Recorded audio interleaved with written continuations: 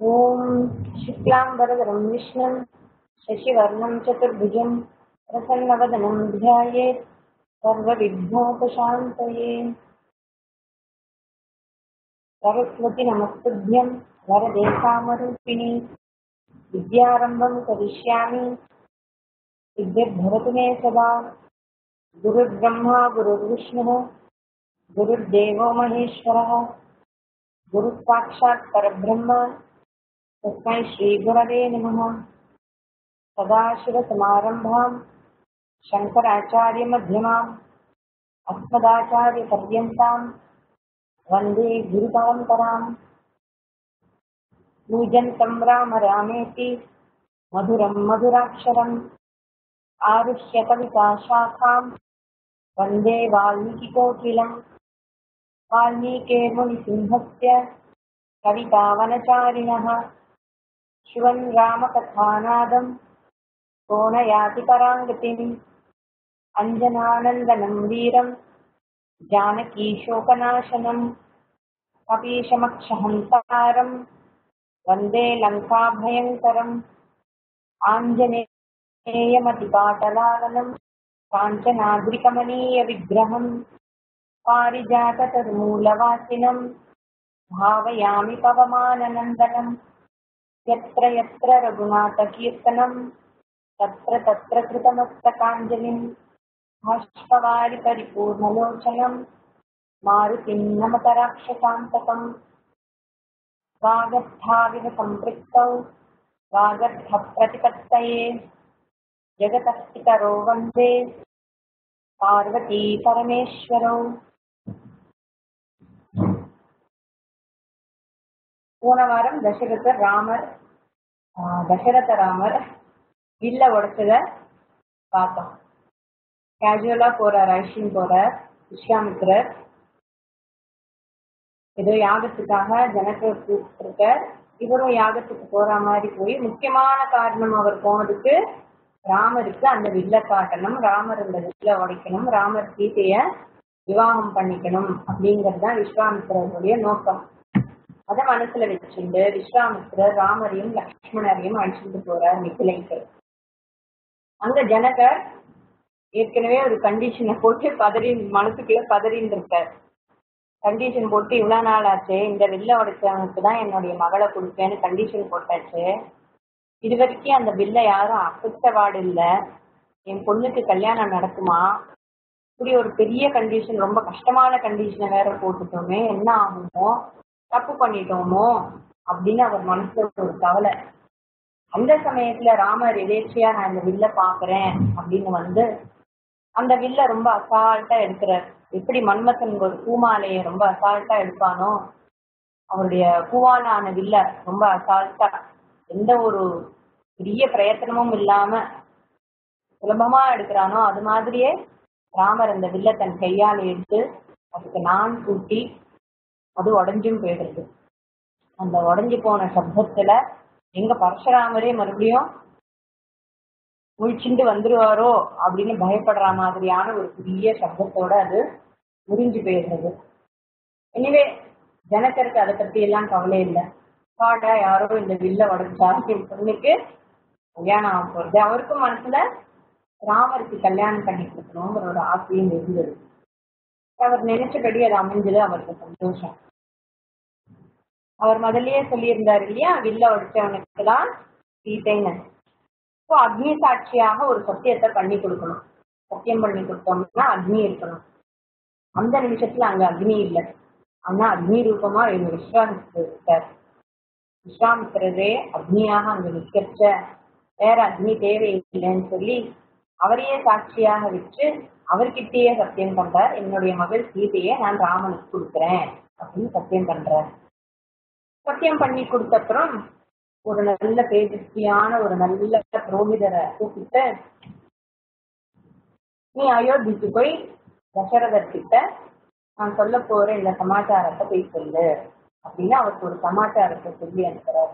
என்ன சமாச்சாரம்?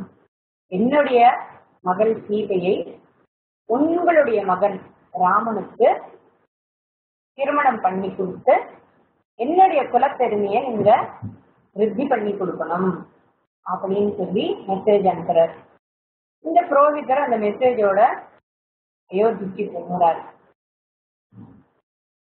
அங்க அயோத்தியில தசரதர் அவர் யோசிச்சுட்டு இருக்கார், ஓ நம்ம பிள்ளைகளுக்கெல்லாம் கல்யாணம் பண்ணி வைக்கணுமே, நல்ல பொண்ணா பார்த்து எல்லாருக்கும் கல்யாணம் பண்ணி வைக்கணுமே அப்படின்னு அப்பதான் அவருடைய மனசுல ஒரு சங்கல்பம் எழும்புறது.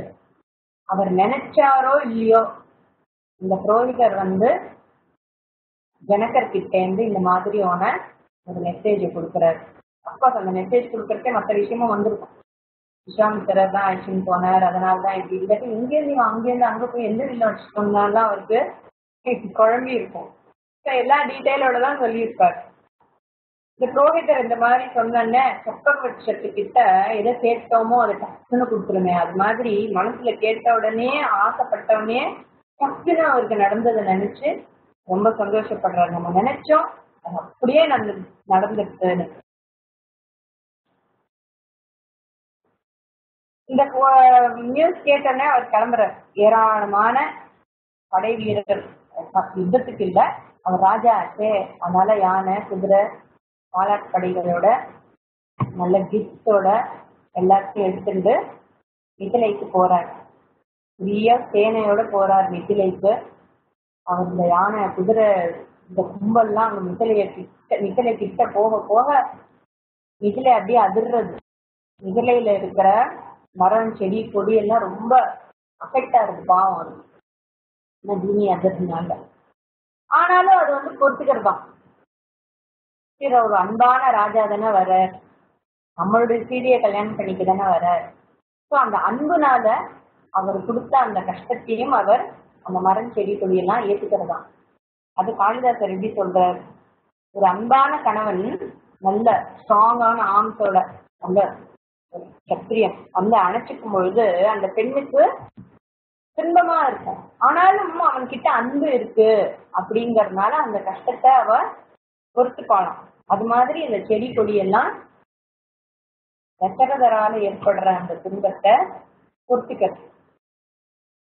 ஜனகரும் தசரதரும் எப்படிப்பட்டவர்கள்னா, தன்னுடைய முன்னோர்கள் என்ன சம்பிரதாயப்படி வாழ்ந்தார்களோ, என்ன சம்பிரதாயத்தெல்லாம் ஃபாலோ பண்ணிட்டு இருந்தாலோ அதுல எந்த அளவுக்கு ஒரு இம்மி அளவு கூட விடாம, எந்த விஷயத்தையும் காம்ப்ரமைஸ் பண்ணாம அப்படியே கண்டினியூ பண்ணி வாழ்ந்துட்டு வரவா ரெண்டு பேரும். அப்படியே அனுஷ்டானம் பண்றவா ரெண்டு பேரும். வருணன் இந்திரன் மாதிரி ஒருத்தரை விட யாரு பெரியவான்னு சொல்றதுக்கே இடம் இல்லாமல் ரெண்டு பேரும் எல்லா விதத்திலையும், பலத்திலையும் சமம், அறிவிலையும் சமம், குணத்திலையும் சமம்.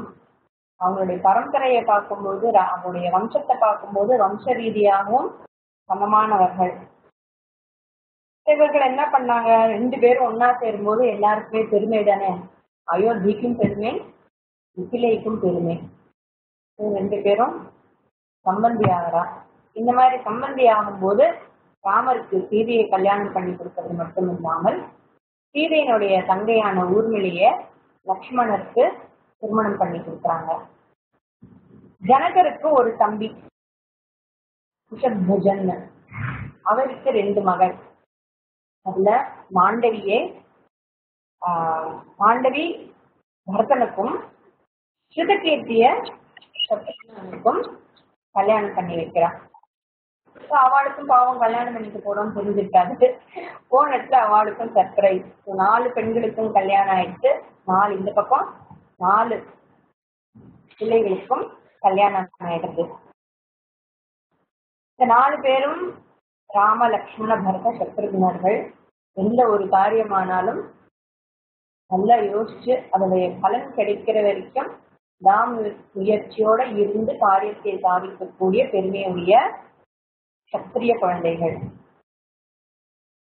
சீதை, உர்மிளா, மாண்டவி, சுதகீர்த்தி எல்லாம் ஆஹா நமக்கு என்னமா ஒரு கணவன் அமைஞ்சிருக்க, என்னோட பிறவி பயனையே நாம் அடைந்தோம் அப்படின்னு அவ ரொம்ப சந்தோஷப்படுறாளாம். இப்ப ராம பரத லக்ஷ்மண சத்ருகனர் அவ என்ன நினைக்கிறானா, அவளும் அதே மாதிரிதான் நினைக்கிறாளாம். ஆஹா நமக்கு என்ன மாதிரியான ஒரு மனைவி அமைஞ்சிருக்கா, என்னுடைய பிறவி பயனையே நான் அடைந்து விட்டேன் அப்படின்னு அவளும் ரொம்ப சந்தோஷப்படுறா. ஸோ எல்லாரும் ஹாப்பி மேரேஜ். சம்பந்திங்களும் சந்தோஷம், கல்யாண பொண்ணுங்களும் சந்தோஷம், கல்யாணம் பண்ணிட்ட பசங்களுக்கும் ஒரே சந்தோஷம். ஒரு மொத்தமா ஒரு சந்தோஷமான ஒரு சூழ்நிலை. கல்யாணம் நல்லபடியா முடியறது, எல்லாருக்கும் ஒரே சந்தோஷம். விஸ்வாமித்திரருக்கும் தான் எடுத்த காரியத்தை முடிச்சுட்டோங்கிற ஒரு திருப்தி.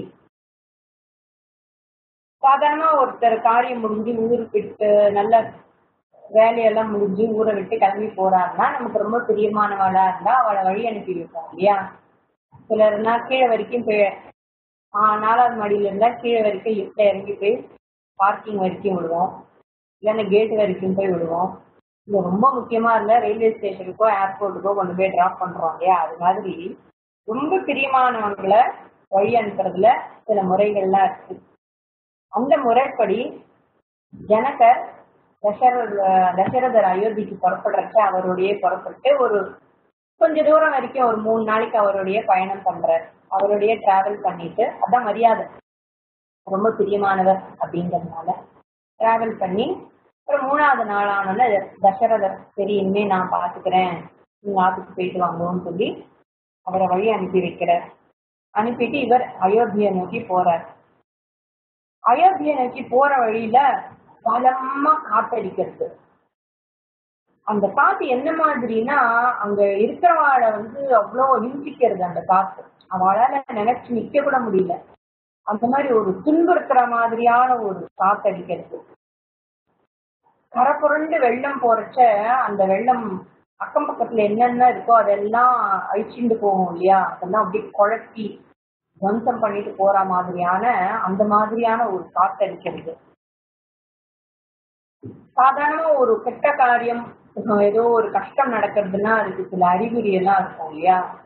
ஒரு கஷ்டம் வரப்போறது அப்படிங்கிறதுக்கான ஒரு அறிகுறி தான் இந்த காற்று. அந்த மாதிரி இருக்கும்போதுதான் இந்த மாதிரியான காத்தடிக்கும் அப்படின்னு பெரியவா சகுனங்கள்ல எல்லாம் சொல்லி வச்சிருக்கோம். அது மாதிரியான ஒரு நிகழ்ச்சி இங்க நடக்கிறது. சரி, அது மட்டும்தான் நடக்கிறதான்னு பார்த்தா இல்ல, அதை விட இன்னும் பயங்கரமெல்லாம் நடக்கிறது. நல்ல சூரியன் நல்ல ஆகாசத்துல கலீர்னு இருக்க, திடீர்னு அவர் சுற்றி ஒரு பெரிய வளையம், மகா பயங்கரமான பெரிய ஒரு வளையம் ஏற்படுறது, ஒரு வட்டம். அந்த வட்டத்துக்கு நடுவுல சூரியன் இருக்கார். அதை பார்க்கறச்ச எப்படி இருக்குன்னா கருடனால கொல்லப்பட்ட ஒரு பெரிய பாம்பு, விஷப்பாம்பு, அது தலையில ரத்தனம் இருக்கு. அந்த பாம்பு இறக்கும்போது கூட என்ன பண்ணுமா, அந்த ரத்தனத்தை யாரும் எடுத்துட்டு போயிடக்கூடாது அப்படிங்கிறதுனால அந்த ரத்தனத்தை தன்னுடைய தேகத்துல நடு போர்ஷன்ல வச்சு அப்படியே சுருண்டுக்குமா. யாரு கையும் படக்கூடாது, யாரும் அதை எடுத்துட்டு போயிடக்கூடாதுன்னு அந்த ரத்தனத்தை சுருண்டு சுத்தி வளைச்சுக்குமா. அது மாதிரி அந்த சூரியனை பார்க்கும்போது அந்த சூரியன் ரத்தனம் மாதிரியும் அதை சுத்தி இருக்கிற வட்டம் அந்த பாம்பு மாதிரியும் இருந்துதான். சரி, இது 2வது சகுனம். 3வது எக்கச்சக்கமா கழுகெல்லாம் பறக்க ஆரம்பிக்கிறது ஆகாசத்துல. இதே புழுதி மேல கழுகும் பறக்கிறது. சரி, இது 3வதாச்சா. சரி, இதுதான் விட்டது, ஏதோ எல்லாம் ஏதோ கோயின்சிடென்ஸ், ஆனா இயற்கையா ஏதோ நடக்கிறது அப்படின்னு நினைக்கிற மாதிரியே இல்லாம 4வதா இன்னொன்னு நடக்கிறது. சூரியனை எதிர்த்து நின்று நரியெல்லாம் ஊழையிட ஆரம்பிக்கிறது.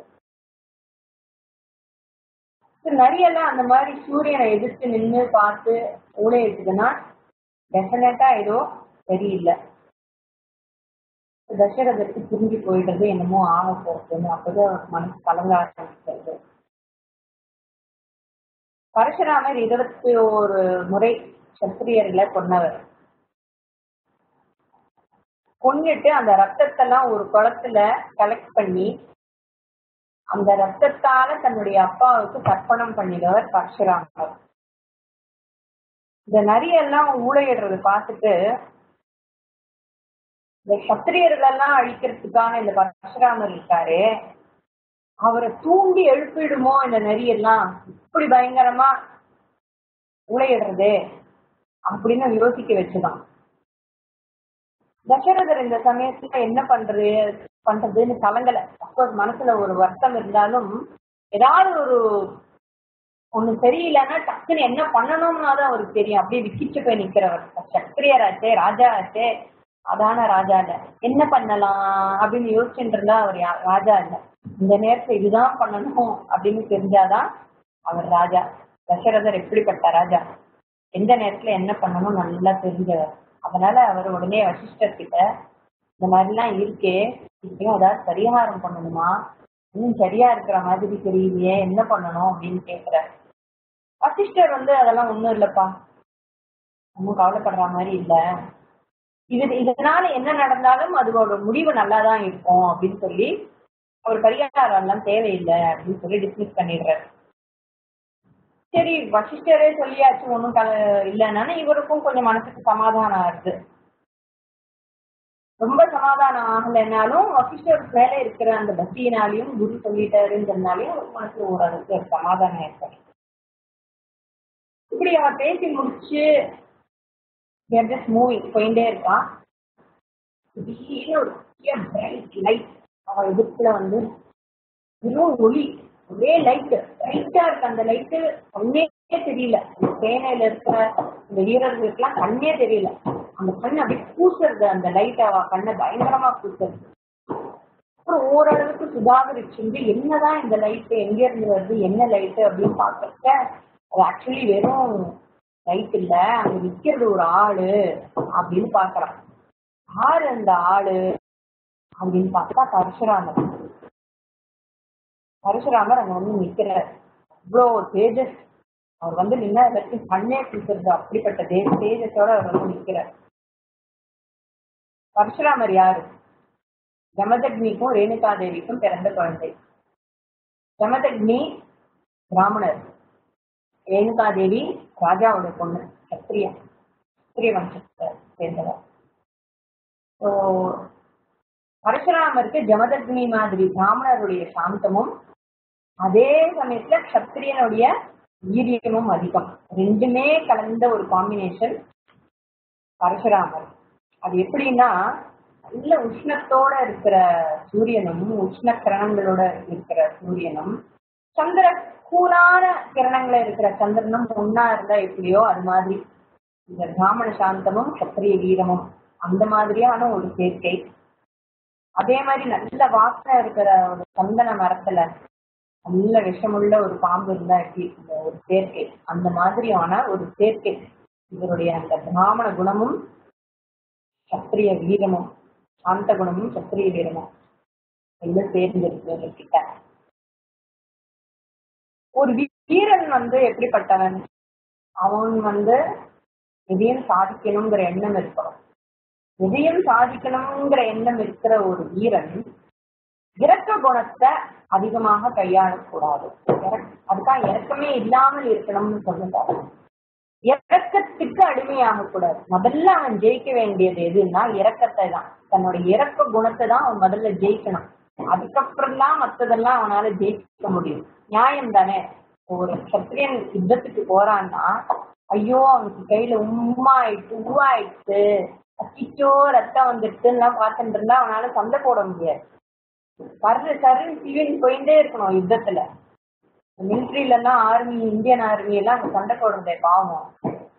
அவன் ஐயோ புல்லட் குத்திடுமே, அவனுக்கு ஒரு அப்பா இருக்கே, அவனுக்கு ஒரு அம்மா இருக்காளே அப்படிலாம் யோசிச்சுட்டு இருந்தா தேசமே துவம்சமாயிடும். முதல்ல இரக்கத்தை ஜெயிக்கணும். இரக்கத்தை ஜெயிக்கணும்னா என்ன, எந்த இடத்துல இரக்கத்தை காட்டுறமோ அந்த இடத்த மட்டும் காட்டுற மாதிரி இருக்கணுமே தவிர இரக்கத்துக்கு அடிமையாகி விடக்கூடாது. இரக்கத்துக்கு அடிமையானால் காரியத்தை சாதிக்க முடியாது. அது சத்திரியனுக்கு மட்டுமல்ல, எல்லாருக்குமே பொதுவானதுதான். சன்னியாசிக்கும் சாதிக்கிறதுக்கும் தான் இரக்கம் டோட்டல். மற்றபடி இரக்கத்துக்கு அடிமையாயிட்டோம்னா நியாயம் தெரியாது, ஏமாந்து போயிடுவோம், ஒரு ஜட்மெண்ட் எல்லாம் கரெக்டா கொடுக்க முடியாது. சத்திரியனுக்கு முதல் லட்சணம் இரக்கத்தை ஜெயிக்கணும். பரசுராமர் இரக்கத்தை ஜெயிச்சவர். அதனால்தான் அவருடைய அப்பா அம்மா தலையை வெட்டிட்டு வா அப்படின்னு அப்பா பேச்ச மறுக்கல. அம்மா தலையை வெட்டுறதா, இதான் அறிவு இருக்கா, அம்மா தலையை வெட்ட சொல்ற, நீயே எப்படி சொல்ற அப்படிலாம் கேட்கல. ஏன்னா முதல்ல அம்மா தலையை வெட்டுன்னு சொல்றதே ஒரு ஷாக்கு. அதுலயும் ஒரு கத்திரியனாக இருக்கின்ற கத்திரிய குணத்தோடு இருக்கிறவன் போய் ஒரு பெண்ணை கொல்றதுங்கிறது ரொம்ப தப்பு. பெண்ணை கொல்லக்கூடாது அப்படின்னு ஒரு நியதி இருக்கு. ஆனாலும் இதெல்லாம் அவருக்கு தெரியும். இதெல்லாம் தெரியாதவர் இல்ல பரசுராமர். அம்மா மேல பிரியம் இருக்கிறவர் தான் பரசுராமர். ஆனாலும் அப்பா சொன்னதுக்காக அதே போறார். தன்னுடைய பரசுரை எடுத்துட்டு போறார். அம்மா அப்படியே வெலவெலத்து போய் நிக்கிறான். ஜஸ்ட் ட்ரிம்பிளிங் அந்த ஃபியர்ல.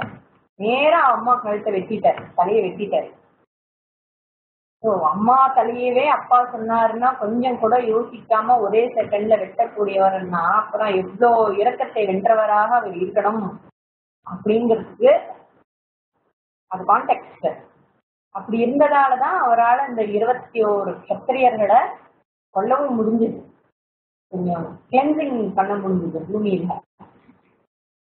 இந்த மாதிரி அவர் பண்ணின உடனே அப்பாவுக்கு ரொம்ப சந்தோஷம் ஆயிடுச்சு ஜமதகினிக்கு. உடனே அவனுக்கு என்னப்பா வேணும் அப்படின்னா உடனே பண்ணிட்டேன், I'm very happy, I'm very please, உனக்கு என்ன வரம் வேணும்னு கேளுன்னா அம்மாவை மறுபடியும் உயிரோடு கொண்டு வாங்கோ. ஆனா அம்மாவுக்கு இந்த மாதிரி நடந்தது எதுவுமே ஞாபகம் இருக்கக்கூடாது அப்படிங்கிற கண்டிஷன்லயும் போட்டு அம்மாவை மறுபடியும் உயிரோடு எடுத்துன்னு வந்தவர். அங்க இரக்கம், பாசம், அன்பு, அங்க ஒரு கனிவு தெரிய பார்த்து டக்குன்னு இந்த கான்ட்ராஸ்ட் அவருடைய கேரக்டர்ல, குணத்துல. அப்படிப்பட்டவர் பரசுராமர். அந்த பரசுராமர் அங்க வந்து ஜம்முன்னு நிக்கிறார். அவர் கழுத்துல ருத்ராட்ச மாலை போட்டு இருக்கார். ருத்ராட்ச மாலை சாதாரணமா ஜபம் பண்றதுக்கு கவுண்டிங் வச்சுக்கிறதுக்காக மாலையை யூஸ் பண்ணுவாங்க. இங்க காளிதாசர் என்ன சொல்றாருன்னா, அவர் ஏன் ருத்ராட்ச மாலை போட்டு இருக்காருன்னா எத்தனை பேரை கொண்டோன்னு கவுண்டிங் வச்சுக்கிறதுக்காக அவர் அந்த மாலையை வச்சுட்டு இருக்கிற மாதிரி இருக்கு அப்படின்னு சொல்றார் காளிதாசர். தன்னுடைய அப்பாவை ஒரு கத்திரியன் கொண்டுட்டார் அப்படிங்கிற ஒரே காரணத்துக்காக யாரு பரசுராமர் கத்திரிய வம்சத்தையே அழிச்சவர். அவர் ஒரு கோபம்னா அப்படி ஒரு கோபம், அவர் எதிர்க்க நிற்க முடியாத அளவுக்கான ஒரு அக்னி பழம்பான ஒரு கோபத்தை உடையவர் பரசுராமர். அப்படிப்பட்ட பரசுராமர் அங்க வந்து நின்று இருக்கார். தசரதர் பாக்குறார் ராம லட்சுமண பரதரங்கள்லாம் இன்னும் குழந்தைங்க மாதிரி நிக்கிறது அவர் எதிர்க்க, சத்திரிய குழந்தைகள். அவர் பாக்குறாரு, ஐயோ இது குழந்தை சத்திரியன், ஐயோ பிரம்மாண்டமான சத்திரியன், என் குழந்தைங்க என்ன பண்ண போறாரோ இவர் அப்படின்னு வெலவெலத்து போய் நிக்கிறார். கொன்னுடுவாரோ, என்னுடைய குழந்தைகளை கொன்னுடுவாரோன்னு அப்பவே அவருக்கு ஒரு பயம் வருது. காரணம் என்னன்னா அவர் தயங்க மாட்டார். பரசுராமர் வந்து சத்திரியனை கொள்ற விஷயத்துல அவருக்கு தயக்கமே கிடையாது. அதுக்கு ஒரு இந்த கார்த்திவேரியன் இருக்கானே, இது முதலே நம்ம பார்த்திருக்கோம், இந்த கதையை நான் சொல்லியிருக்கேன். ஜமதக்னி ஆசிரமத்துல இருக்கும்போது கார்த்திவேரிய அர்ஜுனன் எங்கெல்லாமோ போயிட்டு வந்து வர்ற வழியில ஜமதக்னியோடைய ஆசிரமத்துல தங்குறாரு. தங்கிட்டு சரி ராஜா வந்திருக்காருன்னு பரசுராமருடைய அப்பா என்ன பண்றாரு, அவருக்கு எல்லா உபச்சாரமும் பண்றாரு. ராஜா வந்தா என்ன உபச்சாரம் பண்ணுமோ எல்லா உபச்சாரமும் அவருக்கு பண்ணின அப்புறம் அவரு அவருடைய பிள்ளைகள் அப்புறம் அவருடைய சேனைகள்லாம் இருக்க எல்லாருக்கும் எல்லா உபச்சாரமும் பண்றாங்க. இவன் உபச்சாரம் வாங்கிட்டு போயிருக்க வேண்டாம பேசாம ரொம்ப திமிரா இருந்தாரு. இதுல இன்னொரு முக்கியமான விஷயம் நான் ஒண்ணு சொல்லணும், உங்களுக்கு கரெக்டா இருக்கான்னு பார்க்கணும். அந்த கார்த்திவேரிய அர்ஜுனன் ஆட்சி பண்ணின இடத்துக்கு பேர் வந்து மாஹிஷ்மதி. அந்த மாஹிஷ்மதியில இருந்து அவரு ராஜாங்கம் பண்ணிட்டு இருக்காரு. அந்த மாஹிஷ்மதி நேம் வந்து இருக்குங்க, இல்லாத பெயர் இல்லை.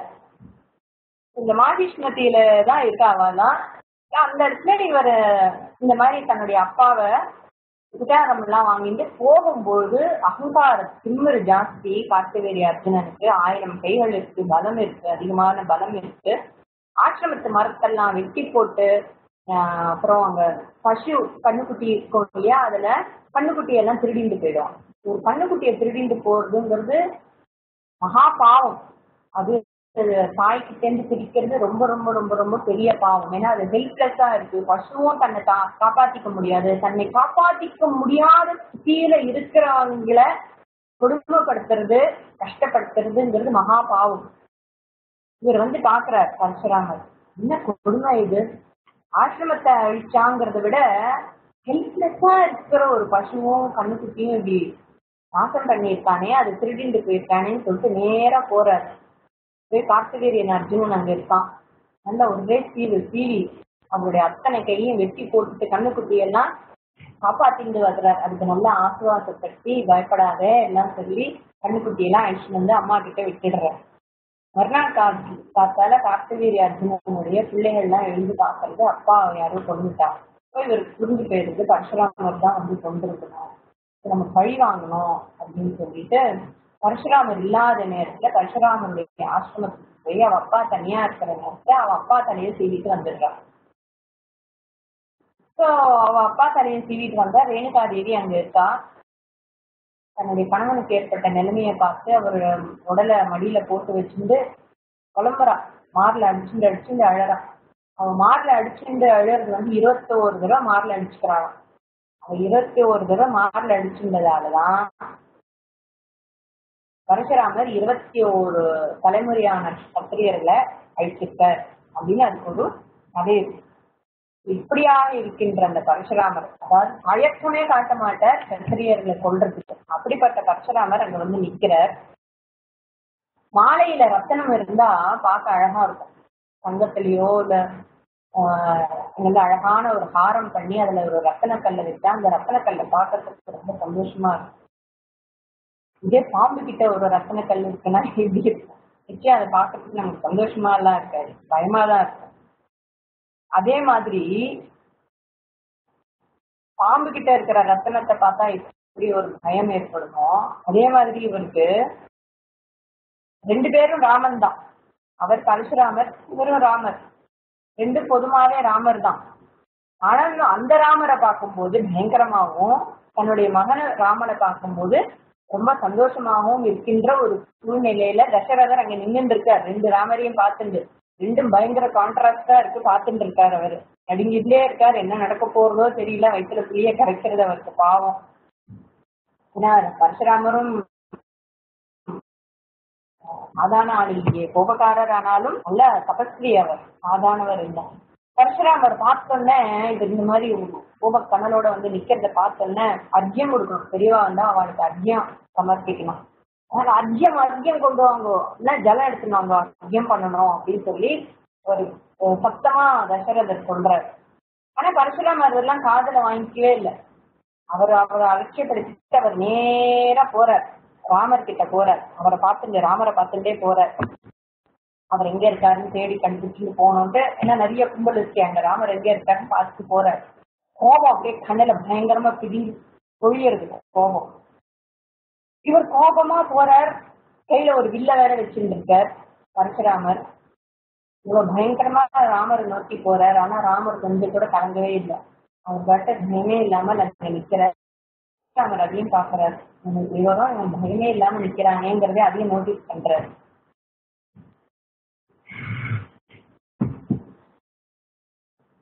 நீ பிறந்தது ஒரு கத்திரிய ஜாதி சொல்ற பரசுராமர். ராமரை பார்த்து பேசுறாரு. இந்த கத்திரிய ஜாதி இருக்கே, அது எங்க அப்பாவை கொன்னது. எங்க அப்பாவை கொன்ன இந்த வர்ணத்தை சேர்ந்தவன் நீ, அதனால நீ எனக்கு எதிரி ஆயிட்டப்பா அப்படின்னு ராமர் கிட்ட ஸ்ட்ரெயிட்டாவே அவருடைய எனிமிட்டி எக்ஸ்பிரஸ் பண்றாரு. அதனால அந்த மாதிரியான இருக்கிற சத்திரியர்களை நான் 21 தலைமுறை நான் வந்து கொண்டிருக்கேன். கொன்னப்புறம் தான் எனக்கு அப்பாடா எல்லாம் சரியாயிடுச்சுன்னு ஒரு மன நிம்மதியோட நான் வாழ்ந்துட்டு இருந்தேன். அதனால எனக்கு ஒரு மனசுல ஒரு நிம்மதியை ஏற்படுச்சு. ஆனாலும் நீ என்ன பண்ணிட்ட, தூங்கிட்டு இருக்கிற பாம்பை கட்டையால எழுப்பி கோபப்பட வைக்கிற மாதிரி ஒரு காரியத்தை பண்ணிட்ட. உன்னோட பராக்கிரமம் வந்து என்னோட மனசோட அமைதியே தொலைச்சிடுச்சு. உன்னால என் நிம்மதி போச்சு. எனக்கு இப்போ கோபம் ஜாஸ்தியா இருக்கு. என்னை ரொம்ப கோபப்பட வச்சுட்ட. எங்க சத்திரியன் மறுபடியும் பலவானா ஆயிட்டானோ அப்படின்னு என் மனசுல ஒரு எண்ணத்தை ஏற்படுத்தி என்னை மறுபடியும் நிறுத்தி வச்சிருக்க நீ. இது வரைக்கும் எனக்கு யாருமே வளைக்க முடியாத ஒரு ஜனக்கரோட வில்ல நீ வளைச்சிருக்க, அதை முறிச்சிட்ட வேற. இந்த நியூஸ் எல்லாம் எனக்கு வந்தது, மக்கள்லாம் அதை பத்தி எல்லாம் பேசுறாங்க, நானும் கேள்விப்பட்டேன். இந்த மாதிரி நீ சிவதனுசை உடைச்சதால என்னோட கீர்த்திக்கே ஒரு அவமானம் ஏற்பட்டு, நான் அது வரைக்கும் நான் தான் இருக்கிறதுலே ரொம்ப பெரியவனா இருந்தேன். ஆனா நீ இந்த வில்ல உடைச்சு உன்னை விட தாண்டவன் மாதிரி என்ன பண்ணிட்ட. நீ பலமுள்ளவனாக எனக்கு எல்லாருக்கும் நிரூபிச்சுட்ட. நான் தாண்டவன் ஆயிட்டேன். இது நாள் வரைக்கும் ராமர் அப்படின்னா அது என்ன மட்டும்தான் அப்படின்னு எல்லாரும் நினைச்சுட்டு இருந்தா. பரசுங்கிற பேர் இல்லாமல் வெறும் ராமர் சொன்னா அந்த ராமர் வேண்டாம். இதுதான் உலகத்துல இருக்கிறவங்களுக்கு எல்லாம் தெரியும். ராமருங்கிற பேர்ல யார் இருக்காங்க, எல்லாரும் என்னதான் நினைச்சுட்டு இருந்தா. எனக்கு தான் அந்த பேர் சொந்தமா இருந்துச்சு உலகத்திலேயே. ஆனா இப்ப என்ன எடுத்து ராமன் சொன்னா எந்த ராமன் அப்படின்னு கேக்குற மாதிரி பண்ணிட்ட நீ. பரசுராமலா இல்ல தசரத ராமனான்னு கேக்குற மாதிரி நீ பண்ணிட்டியே. எனக்கு அந்த கீர்த்தியும் போயிடுச்சு. அந்த பேர் எனக்கு தானே இருக்குது ஒரு கீர்த்தி, அந்த கீர்த்தியும் எனக்கு போயிடுச்சு. நீ பெருமை இருக்கிறவனா ஆயிட்ட. இந்த மாதிரி ஒரு பெரிய அவமானம் எனக்கு வேற எதுவும் இல்லப்பா. ரொம்ப அவமானமா இருக்கேன். வேற அவமானம் வேணுமா? எனக்கே சொந்தமான ஒரு பேரை எனக்கு சொந்தம் இல்லாம நீ பண்ணிட்ட. ஒரு மலையை பிளக்கக்கூடிய சக்தி எனக்கு இருக்கு. எனக்கு ரெண்டே எதிரி தான். ஒருத்தன் கார்த்தவீரியன். அவன் என்னுடைய அப்பாவுடைய பசுவெல்லாம் திருடின்னு போய் எங்க அப்பாவை கொண்டவன். அவனை நான் உச்சிட்டேன். இன்னொரு எதிரி இப்ப நீ என்னுடைய எதிரி. ஏன்னா நீ என்னோட புகழை திருடிட்ட. அவன் கல்லுக்குட்டியை திருடிட்டு போனான். நீ என்னுடைய புகழையும் திருடிட்டு போயிட்ட. அதையும் நீ எடுத்துன்னு போயிட்ட. இனிமே நான் எப்படி நிம்மதியா இருக்க முடியும்? அவன் திருடுனதுக்கு அவனுக்கு நான் பனிஷ் பண்ணிட்டேன். இதை நீ திருடுனதுக்கு நான் எப்படி உன்னை விட்டுட்டு இருக்க முடியும்? உன்னை அழிச்சாதான் எனக்கு நிம்மதி. ரெண்டு பேரும் ஒரே மாதிரியான குற்றம் பண்ணியிருக்கீங்க. ரெண்டு பேருமே எங்க திருடிட்டு போயிருக்கீங்க அப்படின்னு சொல்றாரு. அப்புறம் என்னோட பராக்கிரமம் இது வரைக்கும் சத்திரியர்களோட அழித்தது இருந்திருக்கு. எல்லாருக்கும் தெரியும் என்னோட பராக்கிரமம் எப்படிப்பட்டதுன்னு. உன்னை ஜெயிக்காத வரைக்கும் அந்த பராக்கிரமம் கம்ப்ளீட் ஆகாது. ஏன்னா நீ என்ன தாழ்ந்தவன் ஆக்கிட்ட. உன்னை ஜெயிச்சாதான் அல்லது ஒன்ன அழிச்சாதான் எனக்கு அந்த பராக்கிரமம் ஆன அந்த புகழ் இருக்கே அதை கம்ப்ளீட்டா என்கிட்டயே தக்க வச்சுக்க முடியும். அப்பதான் எனக்கு சந்தோஷம். அக்னிங்கிறது காஞ்சக்குள்ள எரிக்கிறது மட்டும் இல்ல, ஒரு பெரிய சமுத்திரத்தையும் எரிக்கக்கூடிய சக்தி இருந்தாதான் அதுக்கு பேர் அக்னி. அதனால நான் கார்த்தவீரிய அர்ஜுனனை கொண்டா மட்டும் பத்தாது, உன்னையும் நான் அழிச்சாதான், உன்னையும் ஜெயிச்சாதான் எனக்கு எல்லா சக்தியும் இருக்கிறதாக அர்த்தமாகும். அதனால உன்னை ஜெயிச்சப்புறம் தான் என்னோட பலத்தை நான் மெச்சிப்பேன். அது வரைக்கும் என் பலத்தை கூட நான் மெச்சிக்க மாட்டேன் அப்படிங்கிறது. ஆத்துல ரிவர்ல வெள்ளம் புரண்டு போறது. உள்ள புரண்டு வெள்ளம் போகும்போது அந்த கரையில நிறைய மரங்கள்லாம் இருக்கும். வெள்ளம் திரண்டு போகும்போது அந்த வேரெல்லாம் கொஞ்சம் வெட்டுப்பட்டு போயிடும். அந்த போர்ட்ல அந்த வெட்டுப்பட்ட மரங்கள் ஆனா நேராக நின்று இருக்கும். வேர் தான் வெட்டுப்பட்டிருக்குமே தவிர மரம் அப்படி ஸ்டெடியா தான் இருக்கும். ஃபவுண்டேஷன் வீக்கு, பாடி ஸ்ட்ராங் மாதிரி அது பாட்டு ஸ்ட்ரெயிட்டா நிற்கும். ஆனா ஒரு சாதாரண காத்து அந்த மரத்தை சாச்சிட முடியும். ஒன்றும் பெரிய விஷயம் இல்லை. அது மாதிரி நீ மகாவிஷ்ணுவால கொடுக்கப்பட்ட அந்த வில்லு நீ உடச்சி, அந்த சிவதனுக்கு அதை உடச்சி நீ ஒன்றும் பெருசா மார்க்கெட்டுக்காதுப்பா. அது ஒன்றும் பெரிய பெருமை இல்லை, ஒன்றும் பெருசா ஒன்றும் சாதிச்சு இல்லை. ஏன்னா அந்த சிவதனுக்கு ஏற்கனவே மகாவிஷ்ணுவாலேயே அதோட பலம் போயிடுச்சு. மகாவிஷ்ணுவே அதோட பலத்தை எடுத்துட்டாரு. பலமே இல்லாத ஒரு சிவதனுக்கு நீ ஒருத்தருக்கு நீ பெருமை கட்டிக்கிறது ஒன்றும் பெரிய சாத்தியம் இல்லை. என்கிட்ட இருக்கிற இதுல நீ உட பார்ப்போம், அப்ப நான் ஒத்துக்கிறேன் நீ பெரிய ஆளு அப்படின்னு சொல்ற. இது என்னது? இந்த சிவதனுக்கு விஷ்ணு தனுசுன்னு ரெண்டு. விஸ்வகர்மான தேவர்களுடைய அந்த ஆர்கிடெக்ட் இருக்காரே, அவர் 2 தனுஷ் பண்றாரு. அந்த 2 தனுஷையும் தேவர்கள் ஒரு தனுஷை சிவனுக்கும் ஒரு தனுஷு விஷ்ணுவுக்கும் கொடுக்குறாங்க. இவருக்கு வேலையே கிடையாது, என்டர்டெயின்மெண்ட் தானே வேலை. சும்மா இருக்க முடியாம என்ன பண்றாங்க, விஷ்ணுவும் மகாவிஷ்ணுவையும் சிவபெருமானையும் கொடுத்து 2 பேரும் சண்டை போடுவோம் அப்படிங்கிற. இன்னும் 2 பேரோட பலத்தையும் பார்க்கணும்னு அந்த 2 வில்லியும் கொடுத்து சண்டை போடுவோங்கிற. 2 தனுஷையும் வச்சு சண்டை போடுறா. சண்டை போடுறச்சே ஒரு தடவை நடுவுல மகாவிஷ்ணு பயங்கரமா ஹூங்காரம் பண்றாரு. அந்த ஹூங்காரத்தின் திருத்திலேயே அந்த கர்ஜனையிலேயே என்ன ஆயிடுது, சிவன் கையில் இருக்கிற தனுஷ்ல இருக்கிற பலம் குறைஞ்சு போயிடுது. அப்புறம் அவர் ஜெயிச்சிட்டாரு, இவர் வேலையை முடிஞ்சு அவங்க போயிட்டாங்க, வீட்டுக்கு போயிட்டாங்க. அதுக்கப்புறம் தக்ஷனுடைய மகள் சத்தியை திருமணம் பண்ணிட்ட அப்புறம், விவாகம் பண்ணிட்ட அப்புறம் அந்த தக்ஷ யஜ்ஞம் நடக்கிறது. சதிக்கு கஷ்டம் வந்த அப்புறம் சிவபெருமான் அந்த சிவதனுசு தன் கையில இருக்கிறார். அவர் சிவதனுசு வச்சுக்கல, அவர் கையில தனுசு இருக்கிறதால அந்த தனுசு சிவதனுஷ்னு பேரு. அந்த தனுஷை எடுத்துன்னு போய் சண்டை போடுறாரு. சண்டையெல்லாம் முடிஞ்ச அப்புறம் அந்த தனுஷை ஜனகருடைய மூதாதையர்கள் கிட்ட கொடுத்துட்டு போயிடுறாரு. அந்த தனுஷ் தான் இப்போ இங்க வந்தது. ஸோ அதுதான் இப்போ இவர் பரசுராமர் என்ன சொல்ற, இந்த தனுஷ் இங்க வந்ததே, அதை நீ உடச்சியே, அதுல ஏற்கனவே பலம் போயிருக்குப்பா, அது ஒரு பலமும் இல்லை. பெருமாள் மகாவிஷ்ணுவே அதெல்லாம் எடுத்துட்டார். அதனால பலம் இருக்கிற என்னோட வில்லு, ஏன்னா அவர்கிட்ட இருக்கிற வில்லு விஷ்ணுவோடையது. அது இவர் ஸ்திரியானாக இருந்தவர் தானே பரசுராமர். அங்கே அந்த பரம்பரையிலேருந்து அவருக்கு அந்த வில்லு வந்திருக்கு. என்கிட்ட இருக்கிற இந்த விஷ்ணு வில்லனியோட அப்போ நீயும் நானும், நீ எனக்கு சமமானவன்னு நான் உன்னை ஏற்றுக்கிறேன். அப்போ கூட நீ என்னை விட பெரியவன் தாழ்ந்தவன் கூட அவசரம், எனக்கு சமமான பலம் உனக்கு இருக்குங்கிறத நான் அப்பதான் ஏற்றுக்க முடியும். நீ என்னை ஜெயிச்சுட்டுதா, நீ ஜெயிச்சுட்டீங்கன்னா நான் ஏற்றுக்கிறேன் அப்படின்னு சொல்லி உன் பலத்தை காணிங்கிற. ராமர் இதெல்லாம் கேட்டுட்டு இருக்கார். சரி, நீ இப்படி ஒன்னால முடியல, உனக்கு என் கோடரிய பார்த்தா பயமா இருக்கு. ஏன்னா அவர் சொல்ற, நீ சின்ன பையங்கிறத மனசுல வச்சுல அவர் பேசுற. என்னுடைய பரசுவை பார்த்து உனக்கு பயமா இருந்துச்சுன்னா கை கூப்பி என்கிட்ட அமயமா நின்று சரண்டர் ஆயிடு அப்படிங்கிறார். அப்படின்னு சொல்லிட்டு முடிக்கிறார். இப்படி பரசுராமர் சொன்னா ராமர் பார்க்கிறார். சரி, இவர்கிட்ட பேசி எல்லாம் ஒன்றும் பண்ண முடியாது. ஏற்கனவே கோபத்துல இருக்கார், கொந்தளிச்சு போயிருக்கார், இவருக்கு எதுவும் பேச முடியாது.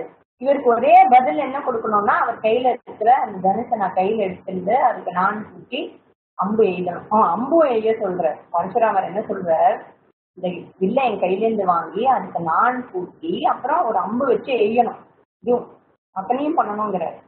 சரி, நீ ஒரு அசால்ட்டா போறார். இவர் யாரு, மகாவிஷ்ணு தானே, தன்னுடைய வில்ல தானே எடுக்கிறதுக்கு இவருக்கு என்ன பிரச்சனை? அவர் ரொம்ப அசால்ட்டா போய் பரசுராமர் கையில இருக்கிற அந்த வில்ல ரொம்ப அனாயாசமா வாங்கிட்டு அதை நான் ஏற்றிட்டு அதுல ஒரு அம்பையும் வைக்கிறார். பரசுராமர் பார்க்கிறார். அவர் எதிர்பார்க்கவே இல்லை, நம்ம இவ்வளவு சவுடால பேசி ரொம்ப அலட்சியமா எல்லாத்தையும் கையில வாங்கிட்டு டைம் நின்றுட்டானேன்னு அவர் பார்க்கிறார். அது எப்படி இருந்ததுன்னா, இத்தனை நேரம் நெருப்பா இருந்த பரசுராமர் புகையா மாறிட்டாராம் அப்படின்னு காளிதாசர் சொல்றார். அப்படி பரசுராமர் அவங்களுக்கு போய் பார்த்துட்டு இருக்க. ஒருத்தர் பார்த்துட்டு நிற்கிறார் பரசுராமரும் ராமரும். அது எப்படி இருந்ததுன்னா வெற்றி. ராமருக்கு இப்ப ஜெயிச்சிட்டாரு இல்ல, அவர் சொன்ன கண்டிஷன்லாம் இவர் எல்லாம் நிறைவேற்றிட்டார். வில்லு இவர் கைக்கு வந்துட்டு ரொம்ப அனாயாசமா எடுத்து நான் தூக்கிட்டார். ராமருக்கு வெற்றி வந்ததால, ஜெயம் வந்ததால தேஜஸ் ரொம்ப ஜாஸ்தியா இருப்பான். இவருக்கு தேஜஸ் போயிட்டு தான் புகையாயிட்டாரு. அப்புறம் எங்க தேஜஸ், இவர் புகையாயிட்டார், தேஜஸே இல்லை. அது எப்படி இருந்ததுன்னா, பௌர்ணமி எல்லாம் கீழ் திசையில உதயமாகும் போது தேஜஸா பலன்னு நல்ல பிரைட்டா. ஆனா மேல் திசையில அஸ்தமிக்கிற சூரியன் டல்லடிச்சு போயிடும். டல்லடிச்ச சூரியன் மாதிரி பரசுராமரும், பூர்ணச்சந்திரன் திடீர்னு இருக்கிறது ராமராமும் எவ்வளவு அழகான ஒரு எக்ஸாம்பிள் கொடுத்திருக்காரு. ராமச்சந்திரன் இவர் உஷ்ணமா இருக்கார். உஷ்ணம் தணிஞ்ச பரசுராமருக்கு அஸ்தமிக்கிற சூரியனையும், கிளீர்னு இருக்கிற சாந்தமாக இருக்கிற ராமருக்கு பூர்ணச்சந்திரனையும் கம்பேர் பண்ணி காளிதாசர் சொல்றாருங்க. ராமர் பானத்தை வச்சாச்சு. பானம் வச்சாச்சுன்னா பானத்தை வீணா கொடுக்குறாரு. அதுக்கு ஒரு லட்சியத்தை கொடுக்கணும் இல்லையா? லட்சியமே இல்லாம வெறும்னா அந்த பானத்தை வேஸ்ட் பண்றவன் வாரியர் அல்ல. சத்திரியன் அதை பண்ண மாட்டார். எஸ்பெஷலி ராமர் அதை வீணாக்க மாட்டார். சரி, இந்த பானத்துக்கு ஒரு லட்சியம் வேணும் அப்படிங்கிற மாதிரி அவர் பரசுராமரை பார்க்கிறார். பார்த்துட்டு பரசுராமருக்கு பேச்சு வரல. அவரு நின்று இருக்காருங்க ஆச்சரியத்துல. நீர் என்னை எதிர்த்து விட்டீர் பரசுராமரே, என்னை எதிர்த்துட்டு மரியாதையா தான் பேசுறாரு. நீங்க என்னை எதிர்த்து வந்துட்டு நீங்க பிராமணராக இருக்கீங்கிற ஒரே காரணத்தால நான் உங்களை விட்டு வைக்கிறேன், கண்டிக்காம விட்டு வைக்கிறேன். இப்ப நான் பானத்தை கொடுத்துட்டேன். நீங்க சொன்ன மாதிரி இந்த கொடுத்த பானத்துக்கு எனக்கு இலக்கு வேணும். உங்க யோக சக்தியால எங்கேயும் சஞ்சரிக்கக்கூடிய சக்தி உங்களுக்கு இருக்கே, அதை நான் டார்கெட் பண்ணவா? இல்ல நிறைய யாகங்கள் செய்து நிறைய புண்ணியங்கள் சேர்த்து வச்சிருக்கீங்களே, அந்த புண்ணியத்தால சொர்க்கலோகத்துக்கு போகக்கூடிய அத்தனை புண்ணியம் சேர்த்து வச்சிருக்கே, அந்த புண்ணியத்தை நான் அழிக்கவா? எதை என்னுடைய டார்கெட்னு நீங்க சொல்லுங்க அப்படின்னு சொல்லி கேட்கிறார். நான் எதை அழிக்க சொல்லும் அப்படின்னு கேட்கிறார். கூறும் கூறும் அப்படிங்கிறார். உடனே பரசுராமர் என்ன சொல்ற, ஆமா உன்ன எனக்கு தெரியாதா, நீ யாருன்னு எனக்கு தெரியாதா, உன்னுடைய பலத்தையும் உன்னுடைய பராக்கிரமத்தையும் நான் பாக்குறதுக்கு எனக்கு ஒரு ஆப்பர்ச்சுனிட்டி வேண்டி இருக்குது. ஒரு சத்திரியனுக்கு கோபம் வந்துடும் போதுதான் அவனுடைய முழு வீரமும் பராக்கிரமும் தைரியமும் சக்தியும் எல்லாமே வெளிப்படும். அதை நான் பண்ணாமல் இருந்தா நான் உன்னை இந்த ரூபத்துல நான் பார்க்க முடியாது. உன்னை அந்த மாதிரி பார்க்கணுங்கிற ஒரு ஆசையில நான் அந்த மாதிரி பண்ணிட்டேன் அப்படின்னு சொல்லி அவர் சொல்றார். அதனால நீ என்ன பண்ண, இப்போ உன்னுடைய பானத்துக்கு ஒரு டார்கெட் வேணும். எனக்கு என்னுடைய அந்த சஞ்சாரம் பண்ணக்கூடிய அந்த சக்தி இருக்குல்ல, அது விட்டுடு, அது எதுவும் பண்ணாத. ஆனா எனக்கு இந்த சொர்க்கத்துக்கு போகக்கூடிய அந்த பலன் புண்ணியம் இருக்கே, அது நீ அழிச்சிடு. ஏன்னா எனக்கு சொர்க்கத்துக்கு போகணுங்கிற இச்சையே எனக்கு இல்லை அப்படிங்கிற மீன் மேல அவர் என்ன சொல்றார், நீ என்னை ஜெயிச்சுட்ட, நீ என்னை ஜெயிச்சாலும் நான் பெருசா தோத்துட்டேன்னு அர்த்தம் கிடையாது. எனக்கு நீ என்ன தோக்கடிச்சாலும் அது எனக்கு பெருமைதான். அதுல எனக்கு ஒரு அவமானம் எதுவுமே இல்லை. எனக்கு அது பெருமையை கொடுக்குற மாதிரி தான் இருக்கு. அது மட்டும் இல்லாம இத்தனை நாள் எனக்கு அம்மா வம்சத்துல சத்திரியனுடைய குணம் அதிகமாக இருந்துச்சு, ரஜோகுணம் ரொம்ப அதிகமாக இருந்துச்சு. இப்போ அந்த ரஜோகுணம் போயிடுச்சு. நீ என்னை ஜெயிச்சதால எனக்கு அந்த ரஜோகுணம் போய் இப்பதான் எனக்கு அந்த ரஜோகுணம் போயிருக்கு. இப்போதான் எனக்கு அப்பாவுடைய அந்த பிராமண சாந்த குணம், சாத்விகமான அந்த குணம் எனக்கு இப்போ தலை தூக்கி இருக்கு. ஸோ அது போய் எனக்கு இது வந்தது. அதனால உண்மையாவே நான் ஜெயிச்சவனாக தான் இருக்கேன். நீ என்னை ஜெயிச்சு எனக்கு அனுகிரகம் தான் பண்ணியிருக்க. இதனால நான் எந்த விதத்திலையும் தாழ்ந்து போகல அப்படின்னு சொல்லி சொல்றார். சரின்னு சொல்லிட்டு ராமர் கிழக்கு நோக்கி நின்று பானத்தை விடுறார். பரசுராமருடைய புண்ணியத்தெல்லாம் பிளாக் பண்ணிடுறார். அந்த ஆரோ அவர் சொர்க்கத்துக்கு போக முடியாம அந்த ஆரோ பிளாக் பண்ணிடுறது. அந்த மாதிரியாக அந்த ஆரோவா அவர் எழுதிடுறார். பரசுராமர் கர்வம் நீங்கிறது, அவரும் சாந்தமாறார். எல்லாம் ஆனப்புறம் ராமர் அவர் காலில் விழுந்து நமஸ்காரம் பண்ணி ஆசீர்வாதம் வாங்கிக்கிறார். என்னை மன்னிச்சிடுங்கோ அப்படின்னு சொல்லி இருக்கிறார். ஏன்னா அவருக்கு தெரியும், என்னதான் அவதார புருஷர்களா இருந்தாலும் என்னது இந்த உமாச்சி அந்த உமாச்சி காலில் விழுறது அப்படின்லாம் யோசிக்கிறார். எல்லாம் ஒரே உமாச்சி தான். ஸோ அவர் நம்ம ஒருத்தருக்கு ஒருத்தர் நமஸ்காரம் சொல்லிக்கிறது இல்லையா, அதே மாதிரி தான். அவர் காலில் விழுந்து ஆசீர்வாதம் வாங்கி நம்ம மன்னிச்சு போவோம், உங்களோட பெருமை எனக்கு தெரியும் அப்படின்னும் சொல்லி அவருடைய பணிவை காட்டுறது, ராமருடைய பணிவை காட்டுறது, எழுந்து நமஸ்காரம் ஆசீர்வாதம் வாங்கிக்கிற. இவர் சொல்ல, நீ கொடுத்த தண்டனையை பத்தி நான் ஒன்றும் குறை சொல்ல முடியாது ராமா, நல்ல தண்டனை தான், நான் அதை ஏத்துக்கிறேன். உன்னுடைய அவதாரத்துக்காக நீ என்ன நினைச்சு இங்க வந்தியோ அந்த அவதார காரியங்கள்லாம் நல்லபடியாக நடக்கும் அப்படின்னு சொல்லி ஆசீர்வாதம் பண்ணிட்டு பரசுராமர் கிளம்புறார். பரசுராமர் போனோன்னு யாருக்கு, தசரதர் நல்லபடியா அப்படின்னு சொல்லிட்டு ராமரை போய் கட்டிச்சுட்டு ரொம்ப ஆனந்தப்படுறாரு. அவருக்கு மறுபடியுமே ராமருக்கு இன்னொரு ஜென்மம் கிடைச்ச மாதிரி ஆனா ஒரு ஃபீலிங். காட்டு தீயில வகிச்சு போற அந்த மரம் இருக்கு, திடீர்னு மழை பெஞ்சா அதுக்கு என்ன ஒரு சந்தோஷம் இருக்கும், என்ன ஒரு ஆறுதல் கிடைக்கும், அந்த மாதிரியான ஒரு ஆறுதல் தசரதருக்கு கிடைச்சது கிளம்பி போனப்புறம், பரசுராமர் கிளம்பி போனப்புறம். அது மட்டும் இல்லாம அந்த காட்டுல பெய்யற மழை மரத்துக்கு வெளியில, அந்த பிசிக்கலா வெளியில இருக்கிற மரத்துக்கு ஆறுதல் கொடுக்கறது மட்டும் இல்ல, ஒரு குளிர்ச்சியை கொடுக்கறது மட்டும் இல்ல, வேருக்கு போய் அந்த மரத்தை இன்னும் ஸ்ட்ரென்தன் பண்ணி கொடுக்கறது. அதனால இப்போ ராமரை பார்த்தோன்னே அவருக்கு வந்த கஷ்டம் போய் எல்லாம் நல்லபடியா முடிஞ்சு இவருக்கும் தன்னுடைய புத்திரன் தனக்கு மறுபடியும் கிடைச்சிட்டான்னு அவருக்கு மறுபடியும் ஒரு மனசுக்கு ஒரு ஆறுதலும் அமைதியும் ஏற்படுறது. ரொம்ப சந்தோஷத்தோட இருக்காரு. தசரதற்கு முதல் திக் இதோட முடிஞ்சிருந்தது. அப்புறம் தசரதர் ராமலட்சுமண பரத சத்ருக்னர், அப்புறம் சீதா, ஊர்மிளா, மாண்டவி, சுதகீர்த்தி எல்லாரையும் அழைச்சிட்டு அயோத்திக்கு போறாரு. அயோத்திக்கு போனோன்னா அப்கோர்ஸ் சொல்லணுமா, எல்லாரும் ஆசையோட பாக்குறாரு. ஏற்கனவே எல்லா 4 குழந்தைகளையும் அவருக்கு பிடிக்கும். தசரதரும் சாதாரண ராஜா இல்ல. ஏற்கனவே நியூஸ் இருந்துச்சு. ஏன்னா நியூஸ் தெரியும், ஏன்னா தசரதர் கிளம்பி போயிருக்காரு மருமகள் எல்லாம் அழிச்சுன்னு வர போறேன். எல்லாரும் வெயிட்டிங், யாரு யாரு யாரு யாரு அப்படின்னு பாக்கணும்னு எல்லாரும் அங்க வெயிட் பண்ணிட்டு இருக்கா. அப்புறம் என்ன நடக்கிறது அப்படிங்கறத அடுத்த வாரம் பார்க்கலாம். ஓம் ஸ்ரீ குருப்யோ நமः. ஹரி ஓம்.